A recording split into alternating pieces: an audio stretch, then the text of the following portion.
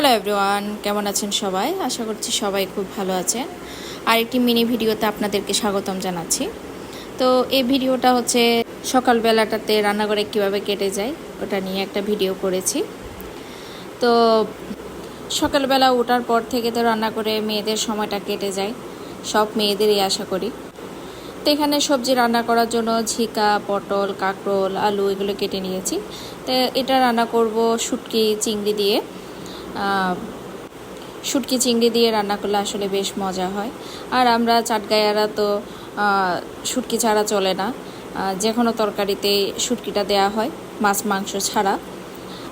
আর আমি সবসময় রান্না করি রাতের বেলা, দিনের বেলাটা রান্না করা কম হয়, কারণ রাতে রান্না করে রাখি আমার হাজব্যান্ড সকালবেলা অফিসে যাওয়ার সময় ও লাঞ্চটা নিয়ে যায়, তো সে কারণে রাতে রান্না করতে হয়। কোনো কোনো সময় সকালবেলাও করি। তো এখানে সবজি রান্না করার জন্য তেল দিয়ে দিলাম, পেঁয়াজ দিয়ে দিলাম। সবজিতে তো এমনি অল্প মশলা দিয়ে করা হয়। শুটকি চিংড়ি মাছগুলো দিয়ে একটু কষিয়ে নিয়েছি, তারপর সবজিগুলো দিয়ে দিয়েছি। তারপর স্বাদ মতো লবণ দিলাম। আর এগুলো থেকে তো পানি বের হয়, তেমন একটা পানি দিয়ে রান্না করতে হয় না। আর সবজিতে পানি দিলে সবজির টেস্টটা যেন কমে যায়।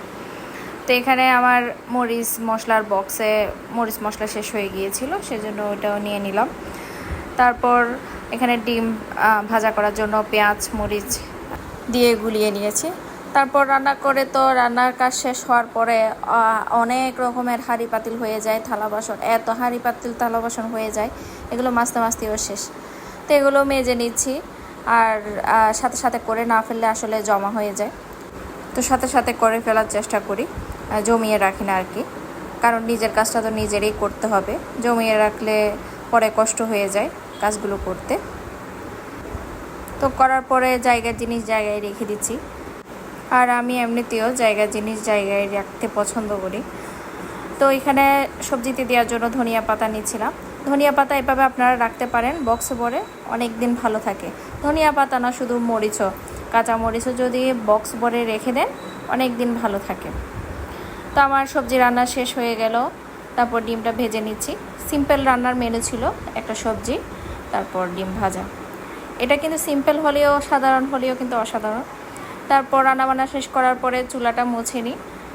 চুলা সিঙ্ক পরিষ্কার রাখলে দেখবেন যে মনটা একদম ফ্রেশ থাকে, পরে রান্নাঘরে আসার সময় একদম মনটা ভালো হয়ে যায়। রান্নাঘর অগোছালো থাকলে আমার একদম কাজ করতে ভালো লাগে না, তো সেজন্য সবসময় নিজের কাজটা নিজে গুছিয়ে রাখি। তো আমার ভিডিওটা কেমন লেগেছে জানাবেন, যদি ভালো লেগে থাকে লাইক কমেন্ট করবেন, পাশে থাকবেন।